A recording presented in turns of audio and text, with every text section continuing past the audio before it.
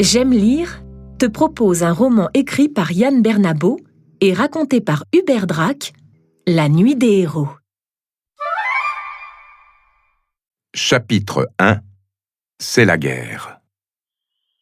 Marie et Guy sont allongés dans leur lit. Tous deux épient les bruits de la maison. Depuis 20 bonnes minutes, le silence est total. Ils n'entendent plus que le tic-tac de l'horloge de la cuisine. « Tout le monde roupille !» murmure Marie. « On y va !» En silence, ils se lèvent, s'habillent. Marie ouvre la fenêtre, pousse un volet, saute dehors suivie de Guy, puis elle rabat le volet. Guy est à la ferme de sa cousine Marie depuis 3 jours. Il est arrivé samedi en train, de Rouen, avec ses parents. Il est venu pour la communion de Marie. Le voyage a été long, fatigant. Il n'allait pas loin pourtant, car Marie habite aussi en Normandie, dans le Cotentin. Mais, en ce début de juin 1944, les Alliés bombardent les voies ferrées. Les trains circulent donc avec lenteur et prudence. Le moindre voyage dure des heures. La cérémonie religieuse s'est déroulée le dimanche à Sainte-Mère-Église, le village voisin. On y est allé à pied sous la pluie, par les chemins creux. Puis on est revenu toujours sous la pluie, et tout le monde s'est entassé sous la grange pour le repas de fête. Il y avait bien longtemps que Guy n'avait pas aussi bien mangé. Depuis que la France est occupée par les Allemands, il est difficile de se nourrir correctement, surtout en ville. Dans les campagnes, on se débrouille mieux. Le lendemain, le lundi, le temps était aussi mauvais que la veille. Mais Guy voulait quand même aller voir la mer toute proche. « Tu rigoles ?» a rétorqué Marie. « Les Allemands ont construit des blocos. Ils ont mis des obstacles partout, des mines. Ils ont peur du débarquement. » Guy aime bien sa cousine. Il la trouve marrante. Elle est bavarde comme une pie et dit souvent des gros mots. Elle a 2 ans de plus que lui. « Tu crois que les Alliés vont débarquer ici ?» a demandé Guy. « Tu parles ? Non ! Ils débarqueront plus haut, dans le nord, c'est sûr. » Puis, Marie a proposé à Guy d'aller poser des collets. Et ils sont partis à travers champs. « On reviendra cette nuit, » a précisé Marie. « Avec de la chance, on aura 1 ou 2 lapins, tu pourras en rapporter un à Rouen. » Le soir est venu. Ils ont attendu que tout le monde dorme. Il faut faire attention. C'est l'heure du couvre-feu. Il est interdit de sortir sous peine de mort. Quand les Allemands voient des gens en pleine nuit, ils leur tirent dessus. Marie et Guy traversent la cour sur la pointe des pieds et ils prennent le chemin qui s'enfonce entre 2 haies, aussi hautes et épaisses que des murailles. Il est 11h du soir. La lune brille entre les nuages. Il ne pleut plus.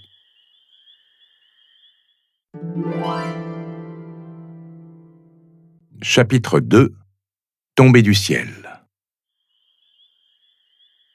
Marie et Guy marchent à peine depuis quelques minutes lorsqu'un vrombissement d'avion se fait entendre. Des explosions illuminent soudain le ciel. Les canons allemands entrent en action. « Merde ! Un raid !» s'exclame Marie. « C'est vraiment pas de bol !» Tous deux courent s'abriter à la lisière d'un bois. Au loin, l'horizon s'embrase. Des fusées éclairantes, des balles traçantes zèbrent le ciel de sillons verts, rouges, oranges. Cela ressemble au 14 juillet, sauf que ce feu d'artifice-là est mortel. « Les Alliés !» commente Marie. « On dirait qu'ils bombardent Kinéville. » Le bruit des avions s'accentue. Ils passent juste au-dessus de leur tête et ne doivent pas voler bien haut. La campagne s'éclaire sous le feu des canons allemands. On se croirait soudain en plein jour. Instinctivement, les 2 enfants se mettent à plat ventre. Puis, le vrombissement cesse d'un coup, les canons se taisent et un étrange silence succède au vacarme. Alors que Guy et Marie se relèvent, ils entendent un léger sifflement venu du ciel. Une masse sombre s'abat alors au-dessus d'eux dans un terrible craquement de branches. Effarés, tous deux lèvent la tête. Une silhouette d'homme est suspendue, là, à un arbre, 5 mètres au-dessus du sol. Un parachutiste. En les apercevant, l'homme pointe son fusil sur eux. « Tirez pas !» hurle soudain Marie en levant les bras. « Quiet !» réplique le soldat. « Silence !»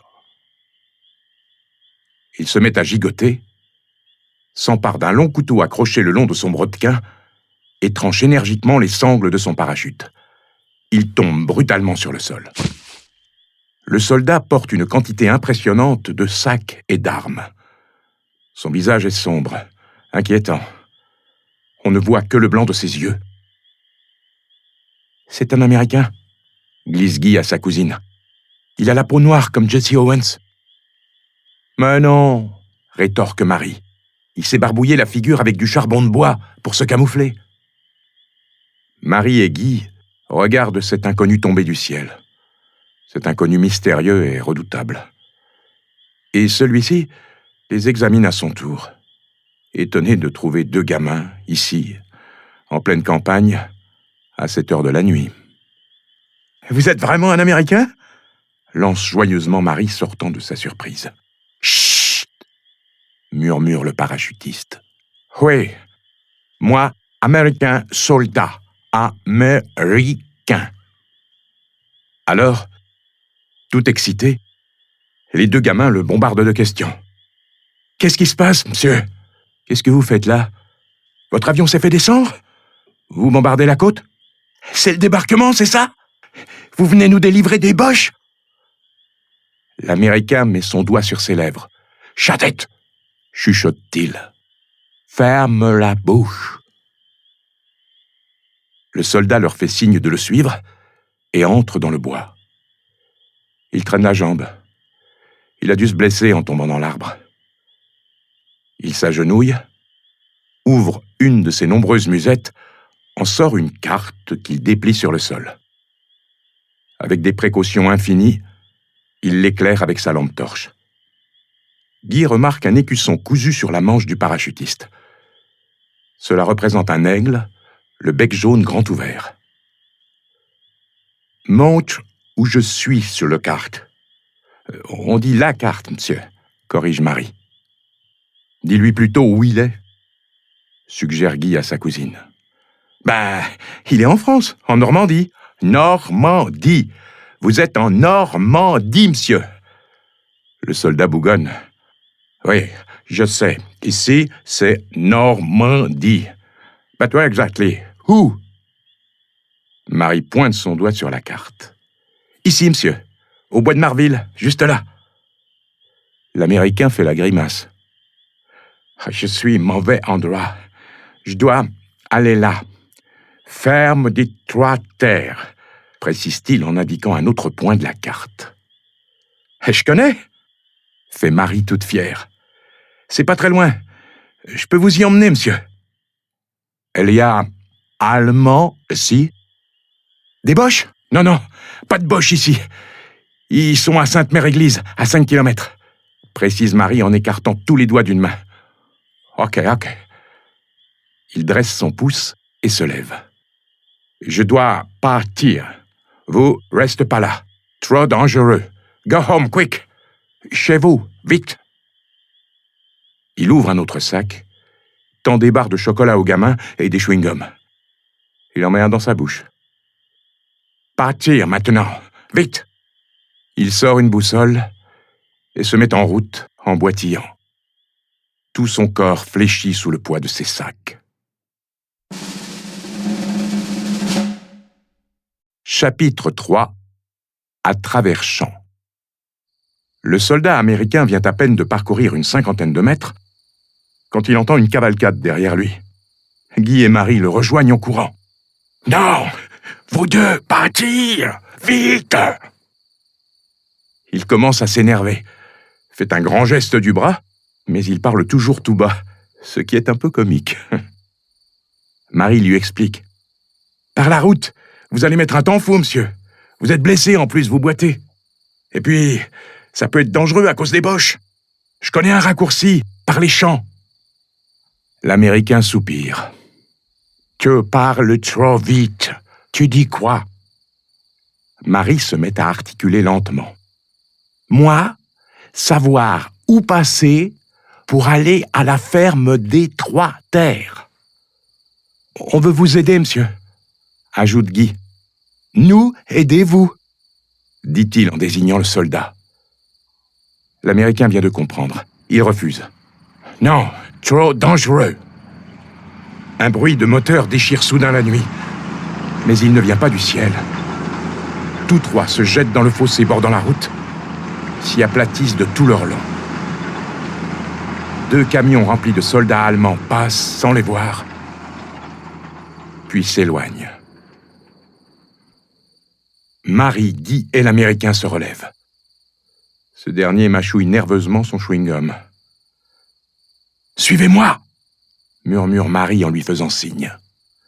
Et le soldat obéit. Il longe la route sur une bonne centaine de mètres, puis Marie se volatilise d'un coup dans la haie. Là, dans le mur de verdure, il y a une mince ouverture, presque invisible de la route. « Cette gamine est précieuse », se dit l'Américain. « Elle connaît le pays comme sa poche. » Il débouche dans un champ recouvert de pieux en bois. Ce sont des obstacles que les Allemands ont dressés pour empêcher tout atterrissage allié. On les appelle les asperges de Rommel, car c'est le maréchal Rommel qui en a eu l'idée. « On va longer le champ, » explique Marie, « car il y a peut-être des mines à l'intérieur. Achtung Minen, ajoute-t-elle pour se faire comprendre. Elle est toute heureuse de guider ce soldat américain. C'est l'aventure, quoi. Son cousin Guy est inquiet, lui.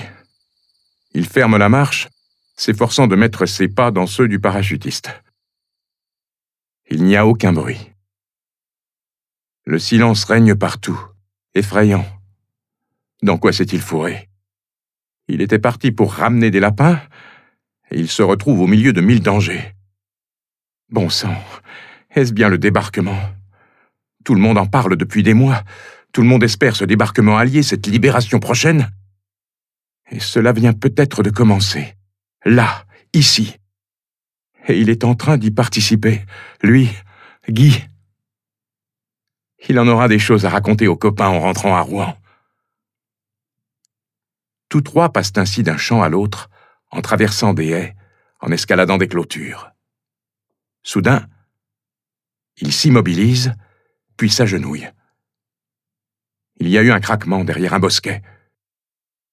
Le soldat pointe son arme, tout en sortant d'une poche un petit appareil. Il appuie doucement dessus, et un léger clic-clac se fait entendre. C'est un criquet, un jouet. Guy en a eu un comme ça quand il était petit. Au bout de quelques secondes, un double clic-clac répond.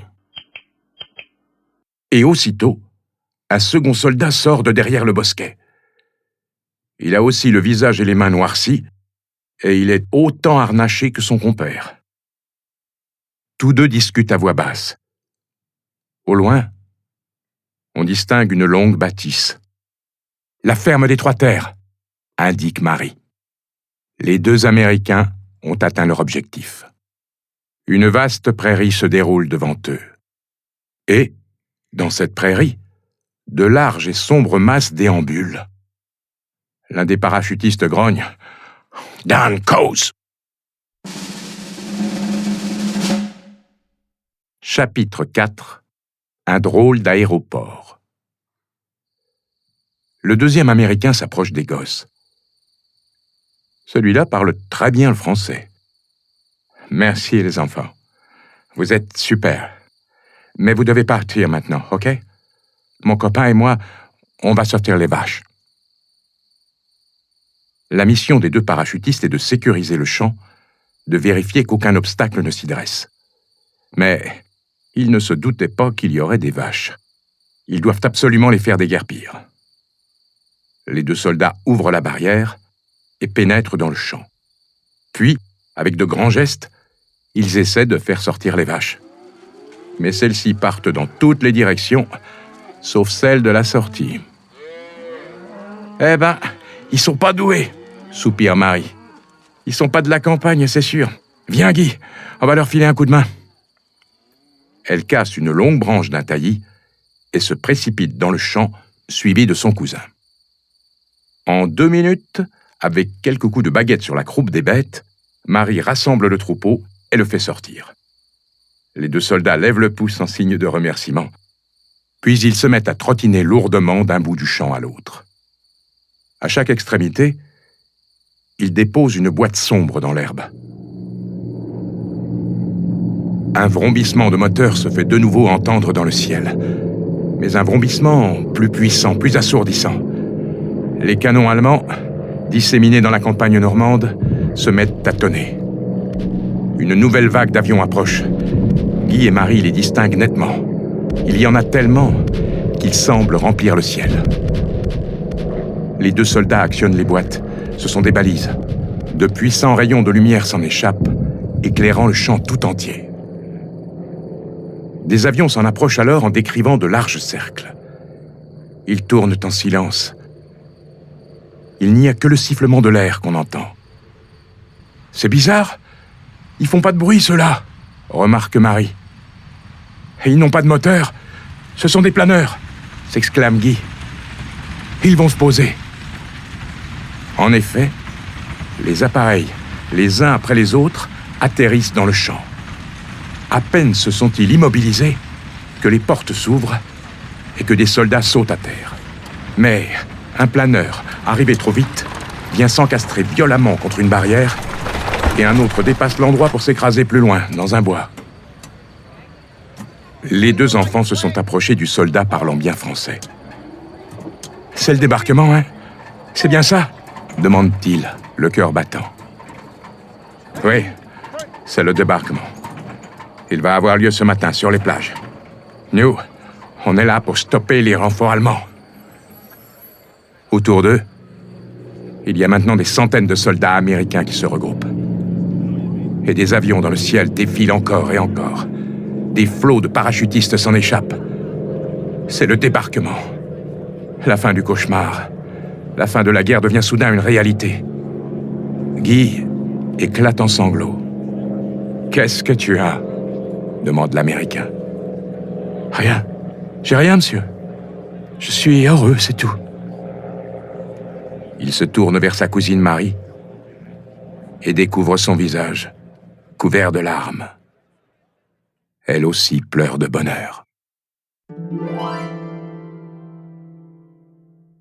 Chapitre 5. Bob et Jim. Le mardi 6 juin, dans la matinée, une Jeep déboule dans la cour de la ferme. Guy et Marie en descendent. Leurs parents bouleversés se précipitent. « Mais où étiez-vous, bon Dieu ?» Craignant le pire, ils les ont cherchés partout, au milieu des bombardements et des coups de feu. Le débarquement a bien eu lieu, à l'aube, sur les plages. Les soldats alliés avancent à l'intérieur des terres. Guy et Marie racontent leur aventure de la nuit. Leurs parents, trop heureux de les revoir vivants, ne songent même pas à les punir pour cette escapade nocturne. Dans la cuisine, les 2 enfants avalent un copieux petit déjeuner, histoire de se remettre de leurs émotions. Guy fourre sa main dans une poche, et on entend un léger « clic-clac ». Marie répond aussitôt « clic-clac, clic-clac ». Ce sont les criquets des Américains.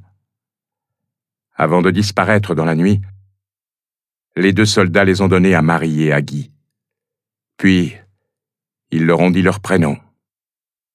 L'un s'appelait Bob, l'autre Jim.